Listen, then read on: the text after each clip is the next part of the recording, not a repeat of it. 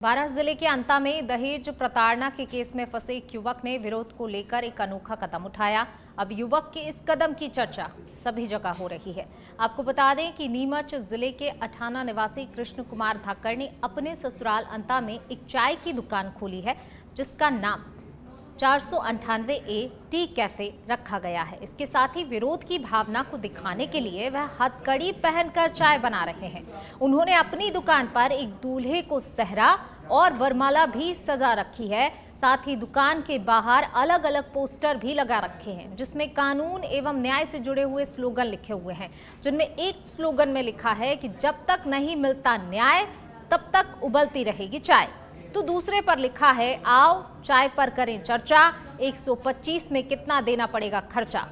आपको बता दें कि कृष्ण कुमार धाकड़ का दावा है कि उनके खिलाफ दहेज प्रताड़ना के झूठे आरोप लगाए गए हैं, इसलिए उन्होंने ये कदम अपनी स्थिति को समाज के सामने रखने के लिए उठाया है। बारां जिले के अंता में दहेज प्रताड़ना के केस में फंसे एक युवक ने खुद को बचाने के लिए एक अनोखा कदम उठाया है, जिसकी चर्चा भी सभी जगह हो रही है। दरअसल नीमच के अठाना गांव निवासी कृष्ण कुमार धाकड़ ने अपने ससुराल में एक चाय की दुकान खोली, जिसका नाम 498A टी कैफे रखा है। साथ ही विरोध की भावना को उन्होंने हथकड़ी पहनकर जताया है।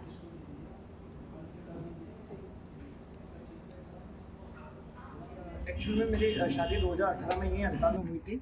उसके बाद हमारा राजी खुशी जीवन चल रहा था। साथ ही हमने अपने दोनों ने मिलकर हमने एक बड़ा व्यवसाय स्थापित किया, जिसकी आदरणीय मुख्यमंत्री शिवराज सिंह चौहान द्वारा हमारा शुभारंभ भी किया गया था। उसके बाद सब कुछ अच्छा चलते हुए हमारा व्यापार काफ़ी फैला, और फैलने के बाद जब अधिक इनकम होने लगी तो मेरी पत्नी ने अपने घर वालों के साथ षड्यंत्रपूर्वक सारा पैसा वहाँ से लोगों के इन्वेस्टमेंट का पैसा सब कुछ यहाँ लेके आ गई। और यहाँ आने के बाद जब मैंने उससे बातचीत करनी चाहिए तो कुछ समय बाद उसने मेरे ऊपर दहेज प्रताड़ना का केस लगा दिया, और साथ ही 125 में मेरे से 30,000 रुपये हर